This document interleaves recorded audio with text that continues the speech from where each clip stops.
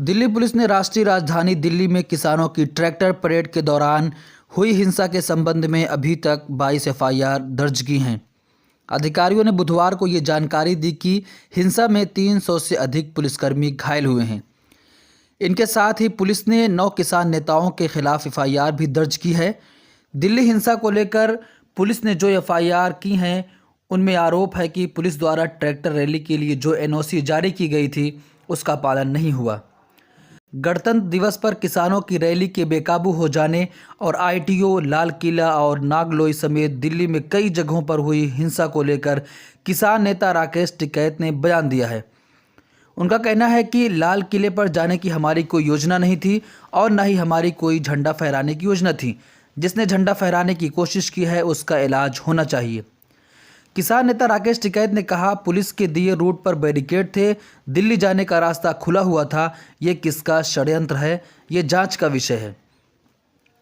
Delhi police की एक FIR में भारतीय किसान यूनियन के प्रवक्ता राकेश टिकैत का नाम भी है। टिकैत पर आईपीसी की धारा 307 हत्या की कोशिश, 147 दंगा करने की साजिश, 353 पब्लिक सर्वेंट को उसकी ड्यूटी करने से रोकने के लिए उत्पीड़न या आपराधिक दबाव बनाने की कोशिश के तहत एफआईआर दर्ज की गई है।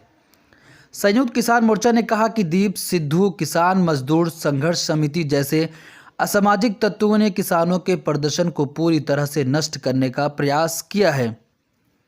सूत्रों से मिली जानकारी के अनुसार स्वराज अभियान के नेता योगेंद्र यादव के खिलाफ भी दिल्ली पुलिस ने मामला दर्ज किया है। समाचार एजेंसी एएनआई के अनुसार दिल्ली पुलिस की एफआईआर में किसान ट्रैक्टर रैली के संबंध में जारी एनओसी के उल्लंघन के लिए किसान नेताओं दर्शनपाल, राजिंदर सिंह, बलबीर सिंह राजेवाला, बूटा सिंह बुर्जिल और जोगिंदर सिंह उग्राहा के नामों का जिक्र है।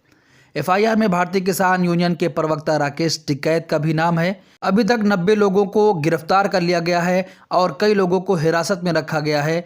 दिल्ली पुलिस का कहना है कि जल्द ही उन्हें भी गिरफ्तार कर लिया जाएगा।